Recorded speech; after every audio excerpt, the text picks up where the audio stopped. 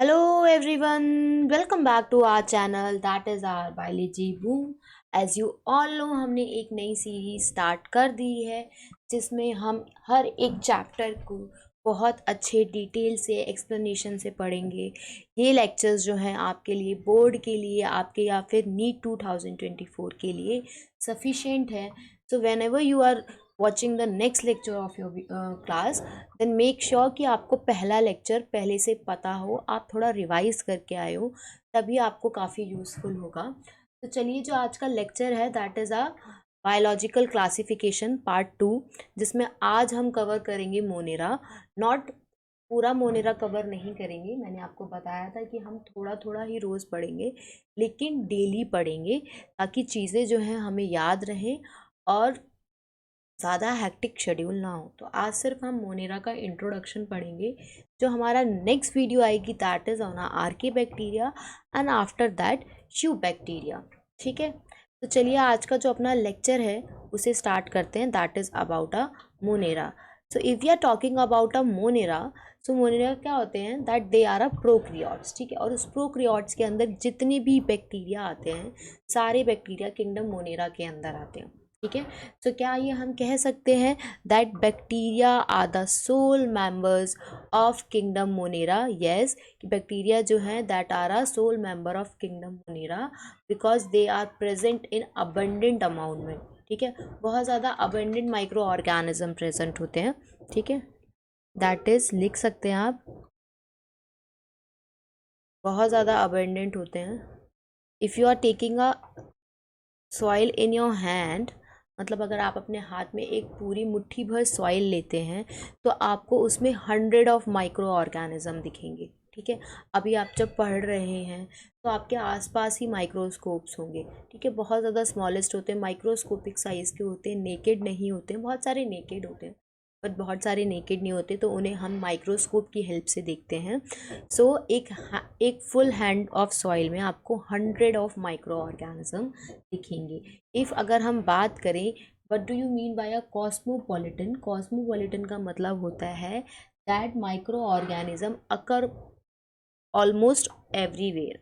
ठीक है, सो हम लिखते हैं कॉस्मोपॉलिटन के, हम लिख सकते हैं that bacteria are occur almost everywhere. ठीक है, सो उसी चीज़ को हम कह सकते हैं that is a cosmopolitan. If we are talking about कि हर जगह प्रेजेंट होते हैं, तो क्या वो एक्सट्रीम हैबिटेट में भी प्रेजेंट होते हैं? येस, जो बैक्टीरिया होते हैं they are also present in extreme habitat. What are the extreme habitat? That is a deep ocean, ठीक है, desert, hot spring as well as snow. यहाँ पे भी बैक्टीरियाज प्रेजेंट होते हैं। कौन से बैक्टीरिया प्रेजेंट होते हैं वो बात की बात है, लेकिन यहाँ पे भी बैक्टीरिया प्रेजेंट होते हैं। ठीक है, अगर हम बात करें, बहुत सारे ऐसे बैक्टीरिया होते हैं जो कि पैरासाइट की तरह रहते हैं। What do you mean by a parasite? Parasite की तरह कैसे रहते हैं? जैसे बहुत सारे ऐसे बैक्टीरिया होते हैं जो और लिविंग ऑर्गेनिज्म के इनसाइड रहते हैं। ठीक है, that is many bacteria are present inside the living organism. ठीक है, अगर हम कह रहे हैं कि वो इनसाइड द लिविंग ऑर्गेनिज्म रह रहे हैं तो क्या उसको हम एंडोपैरासाइट बोल सकते हैं? अगर हम बात करें, बहुत सारे ऐसे ऑर्गेनिज्म होते हैं जो आउटसाइड द लिविंग ऑर्गेनिज्म रहते हैं, मतलब लिविंग ऑर्गेनिज्म के सरफेस पे। सो उनको हम क्या बोलेंगे? That they are ectoparasite. ठीक है, तो ऐसे बैक्टीरिया रहते हैं। ठीक है, कुछ जर्नल कैरेक्टर्स हैं वो हम देख लेते हैं कि जो बैक्टीरिया होते हैं उनको हम यूनिसेलुलर बोलते हैं। उन्हें हम यूनिसेलुलर क्यों बोलते हैं? क्योंकि वो सिर्फ एक सेल के बने होते हैं, बहुत ज़्यादा सिंपल स्ट्रक्चर होता है इनका। ये दे ऑल आर प्रोक्रियोट्स, जितने भी बैक्टीरिया होते हैं सारे के सारे प्रोक्रियोट्स होते हैं।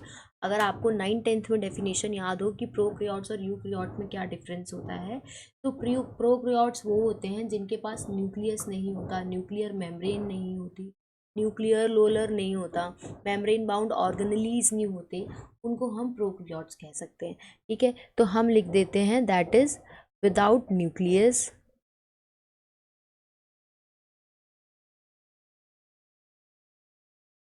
विदाउट न्यूक्लियोलर मेम्ब्रेन,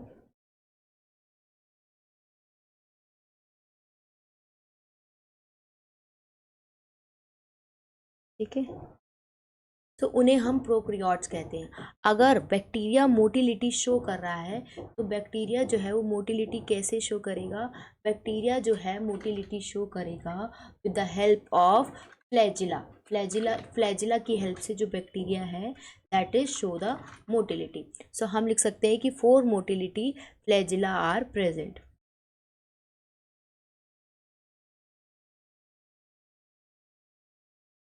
अगर हम आगे देखें जेनेटिक मटेरियल की, देखो हम डेली थोड़ा थोड़ा पढ़ेंगे ना तो बहुत ज़्यादा बर्डन नहीं आएगा, बहुत थोड़ा थोड़ा ही कंटेंट रहेगा। अभी मैं एक वीडियो बना रही हूँ क्योंकि अभी ज़्यादा शेड्यूल नहीं बन पाया है, लेकिन मैं ये मेक श्योर करूँगी कि आगे आपको हर दिन 2 वीडियोस मिले।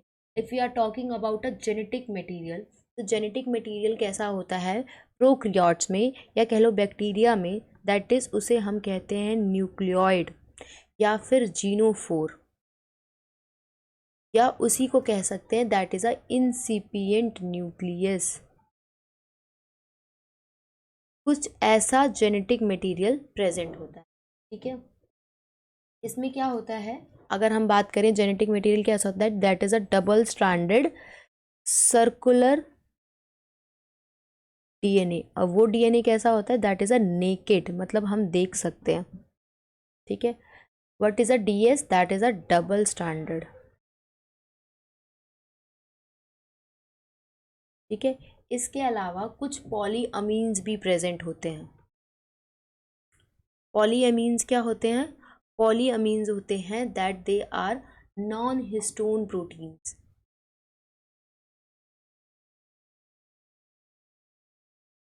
नॉन हिस्टोन प्रोटीन कौन से होते हैं? नॉन हिस्टोन प्रोटीन होते हैं जो हेल्प करते हैं in a packaging of a DNA. That non histone protein की अगर हम बात करें, so they help in packaging of a DNA. तो this is about a nucleoid. ठीक है, अगर हम बात करें अपार्ट फ्रॉम न्यूक्लियोइड, न्यूक्लियोइड के अलावा भी कुछ एक्स्ट्रा क्रोमोसोमल डीएनए प्रेजेंट होता है जिसे हम प्लाज्मिड कहते हैं। ठीक है, सो सपोज करो ये सेल है, ठीक है, इसके बाहर बाहर की वाली क्या है, that is a cell wall. ठीक है, सो इसके अंदर ये प्रेजेंट है, दैट इज अ न्यूक्लियोइड। ठीक है, इसके अलावा कुछ और भी प्रेजेंट होता है जिसे हम कहते हैं that is a extra chromosomal DNA भी प्रेजेंट होता है जिसे हम क्या कहते हैं, that is known as plasmid. ठीक है, नेक्स्ट अगर हम बात करें सेल वॉल की, तो जो बैक्टीरिया की सेल वॉल होती है वो किसकी बनी होती है? पहली बात, बैक्टीरिया की जो सेल वॉल होती है that is a non cellulose. ठीक है, किसकी बनी होती है? That is made up of peptidoglycan या कह लो म्यूरिन या फिर म्यूकोपेप्टाइड। ठीक है, अगर हम बात करें पेप्टाइडोग्लाइकेन, तो इस पेप्टाइडोग्लाइकेन से आप लोग क्या समझ रहे हैं कि पेप्टाइडोग्लाइकेन क्या है? That is of peptide plus sugar. कौन सी शुगर प्रेजेंट होती है इसके अंदर? दैट इज, अगर हम शुगर की बात करें तो कौन कौन सी शुगर प्रेजेंट होती है बैक्टीरिया के अंदर? तो that is a NAG, NH and NAM, जिसे नाम कह सकते हैं। तो that is N acetyl glucosamine. Next, that is a N acetyl muramic acid.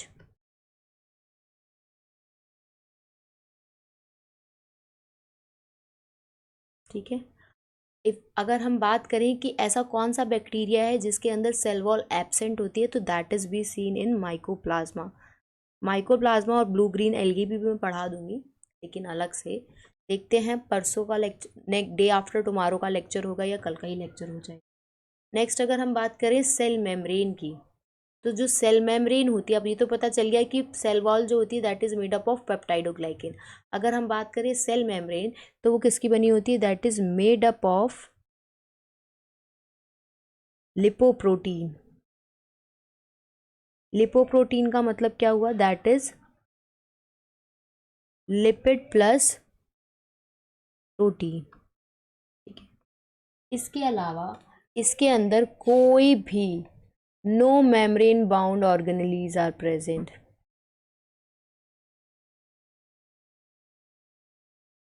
कोई भी मेम्ब्रेन बाउंड ऑर्गेनेली क्या होता है? प्रेजेंट नहीं होता।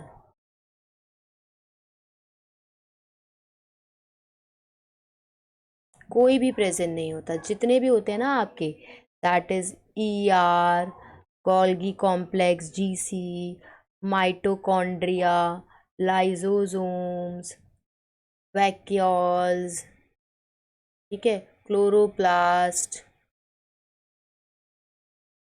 Nucleus, this is mitochondria, they all are absent in bacteria. इसमें से कुछ भी बैक्टीरिया के अंदर प्रेजेंट नहीं होता। ठीक है। नेक्स्ट अगर हम बात करें तो बैक्टीरिया के अंदर सिर्फ क्या होता है? ठीक है। So bacteria only contain a ribosome.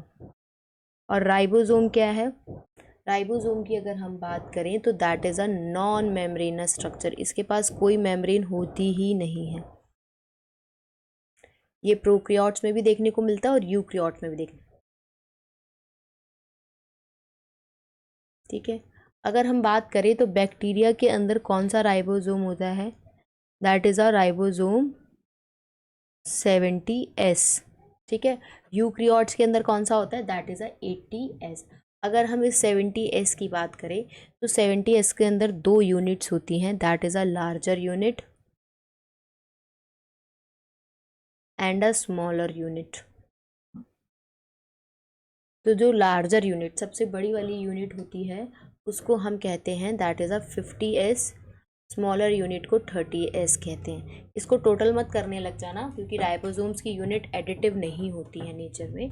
सो इस तरीके का कुछ होता है। ये जो लार्जर यूनिट लाइक दिस, ये लार्जर यूनिट होती है and this is a smallest unit. ये आपस में ज्वाइंट होते हैं with the help of a mineral. ये आपस में क्या होती हैं? जॉइंट। अगर ये जॉइंट हो रही हैं तो कौन से मिनरल की वजह से होंगी? That is with the help of a mineral called magnesium. ठीक है। मैग्नीशियम की वजह से ये जॉइंट होती हैं आपस में। नेक्स्ट अगर हम बात करें तो ज़्यादातर most vast majority of bacteria, ये डायरेक्ट एनसीईआरटी की लाइन है कि ज़्यादातर जो बैक्टीरिया होते हैं वो कौन से होते हैं? That are heterotroph. हेट्रोट्रॉफ मतलब वो दूसरों पे डिपेंडेंट होते हैं फूड के लिए। ठीक है।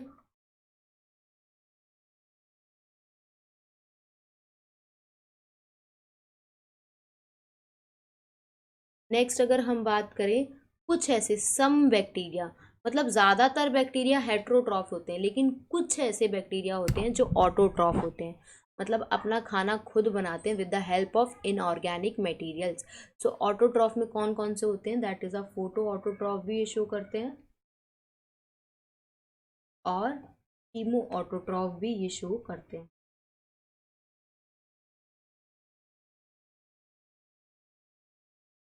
ठीक है।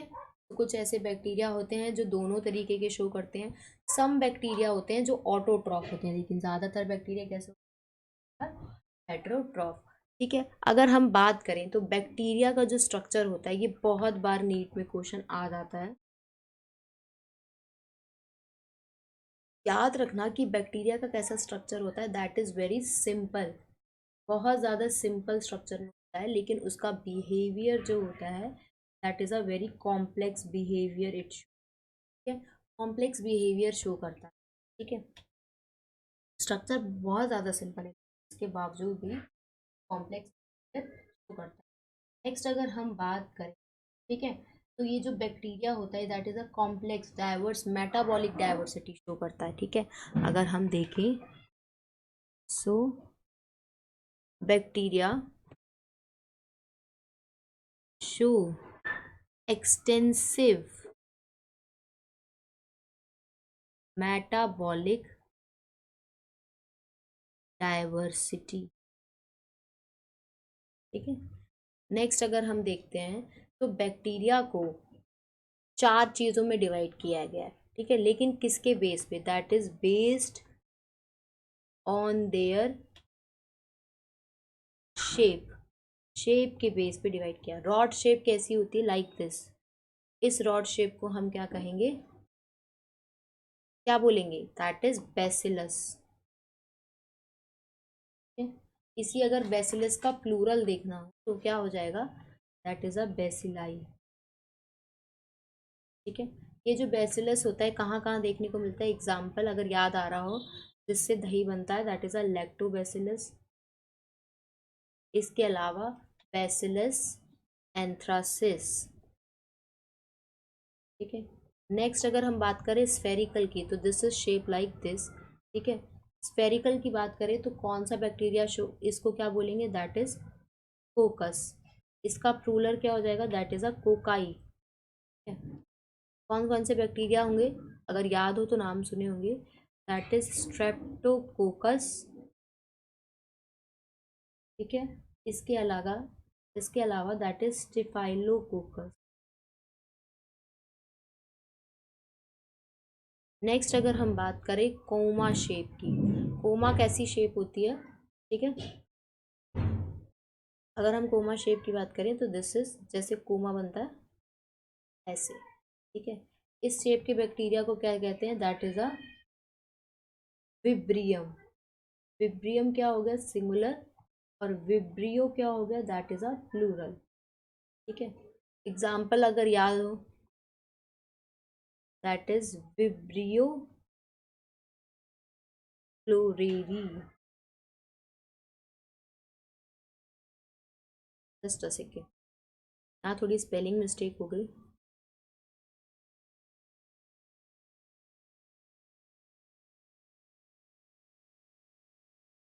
फ्लोरेली, ठीक है। स्पाइरल शेप की बात करें तो दिस इज लाइक दिस, ठीक है। स्पाइरल शेप के बैक्टीरिया को क्या कहेंगे, दैट इज अ स्पाइरलम, और what is a plural, that is a spirilla,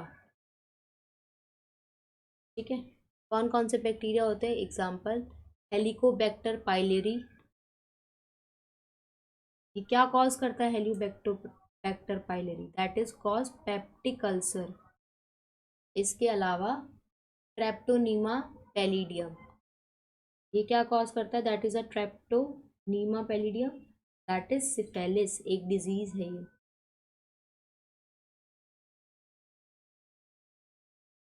ठीक है।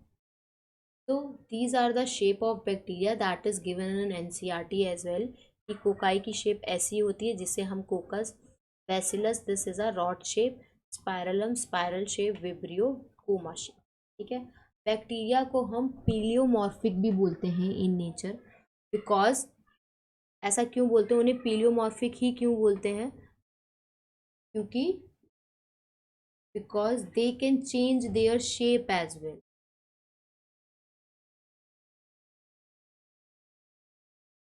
मतलब ये जो बैक्टीरिया होती है दूसरी शेप में भी कन्वर्ट हो जाते हैं, ठीक है। इस वजह से बैक्टीरिया को हम बोलते हैं पीलियोमॉर्फिक, ठीक है। सो आज का जो ये चैप्टर है, मतलब आज का ये जो टॉपिक है of a chapter of biological classification, that is about a Monera introduction, यहाँ पे ख़त्म होता है,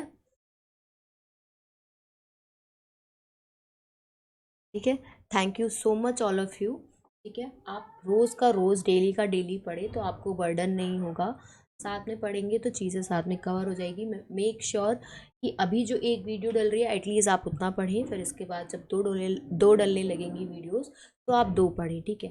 मैं कोशिश करूँगी जब मैं 2 वीडियो डालूँ तो एक 11th का लेक्चर हो, एक 12th का हो, ठीक है। यहाँ पे मैं अपना पूरा लेक्चर जो है वाइंड अप कर रही हूँ, ठीक है।